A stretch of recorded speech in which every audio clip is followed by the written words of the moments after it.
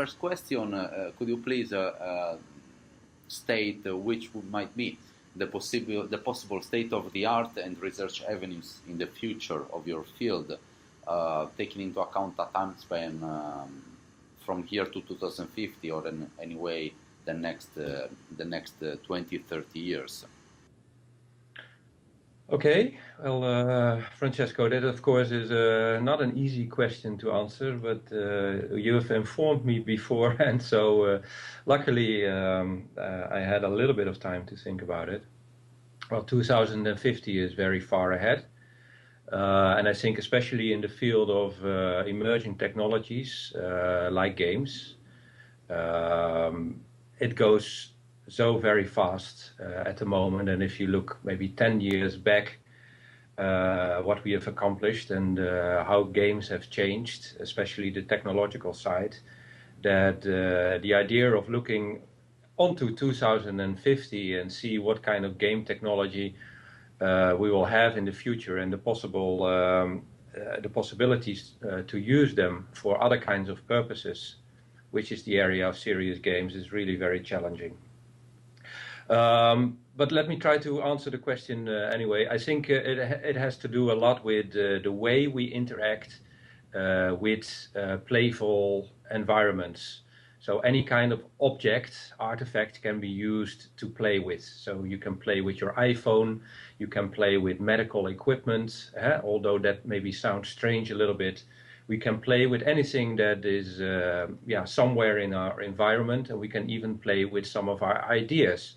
So the non-tangible artifacts. And I think the way we will interact with these objects will change significantly. Let me give you an example, and maybe the upcoming Google Glasses is a new way of how we will interact with our environment. And I think the idea of thinking about how things like Google Glasses will change the notion of play and games is quite provocative and very profound. Let's maybe look at other type of interaction, maybe the drones or 3D printers or whatever. So these new emerging technologies, and these are already the ones that we see, they're ready to go to the market. You know, they're already there, or they will be there in a very short time, and we as human beings have a very profound, deep longing to play with these artifacts, and we will also use them for interacting with our environments. How this will look like and what it will mean and how much value we create out of these new technologies in terms of economy, in terms of decision making, in terms of politics, in terms of entertainment, is very difficult to say. But that we will go very fast at the moment, and that we in the next 10, 20, 30 years will have quite different ways of interaction is, I think, a fact. I see. And according to you, which are the technological and theoretical challenges in the field? If you can highlight 2 or 3. Now, yeah, the technological challenge, I think, I don't know if it's so much technological challenge. I think it's also a way of reflecting on what we want to do with this technology and what impact it has. So it is things like Google Glasses. If we play with them, or with drones, if we will use them for interaction, we will also use them to play with, but to what effect? It will have things that we value in our society because it makes our life a little bit better, or because we solve problems, but it will also have, well, what I could say is like ethical questions.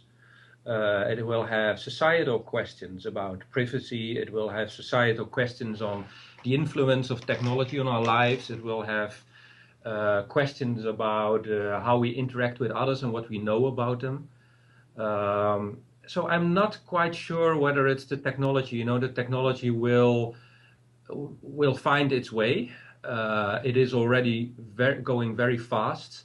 I am much more concerned actually whether we are, as a society, as a moral beings, as political beings, whether we develop as quickly enough as the technology, and whether we are capable and have the institutions also to reflect and guide them a little bit in the directions that we also on a longer term, if you talk about 2050, find acceptable or find valuable, and that we are able to control maybe some of the downside and disadvantages of these new technologies that are coming up.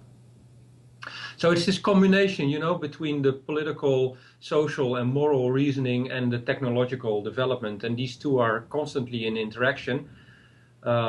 It's maybe also a little bit because of my expertise. I'm not an engineer or a computer scientist or whatever, but I'm more like a social scientist, so I like to reflect also on the embedding of the technology within society.